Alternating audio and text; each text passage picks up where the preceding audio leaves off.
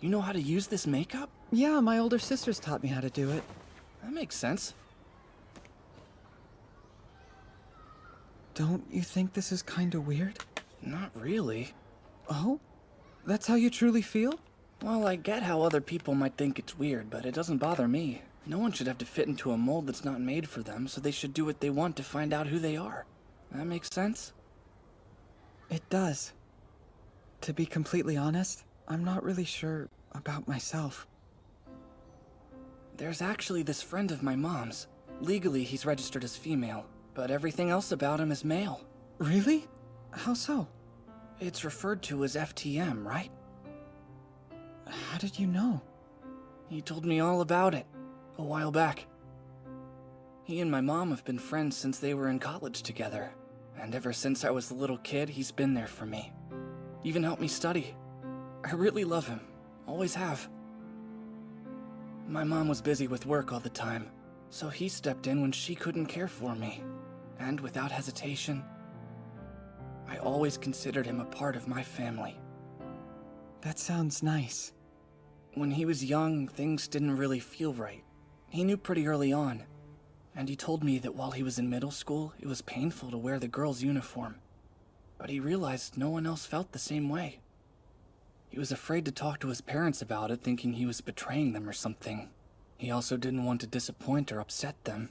He kept all these feelings inside. It was pretty agonizing. He told me he didn't feel comfortable in his own skin and felt alone. He was terrified of the future until one day he got tired of being scared. After graduating and moving out, he started living his life as a man. When he did, that unease he felt went away. And that helped. It made the pain in his heart a lot more bearable. Things were better for him, and the aching got weaker. That's good for him. Honestly, I can't fully relate to that type of situation, but I do understand what it's like to wonder about the meaning of life and my place in the world we live in.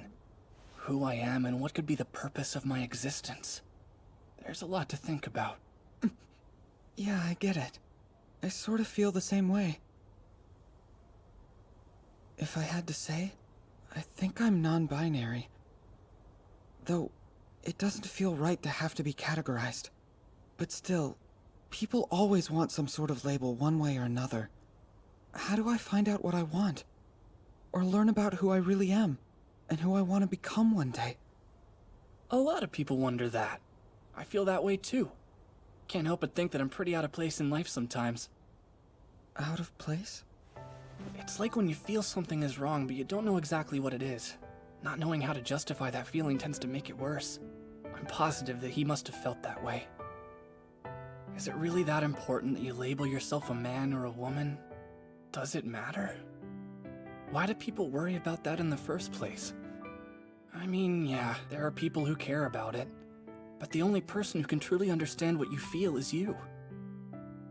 Sure, others can try their best to empathize, but everyone is unique. I don't pretend like I know someone else's pain, but I think it's good to have some perspective and be considerate. Would you be okay with telling me that person's name? It's Sho. That's what I've always called him. But he used to go by the name Shoko.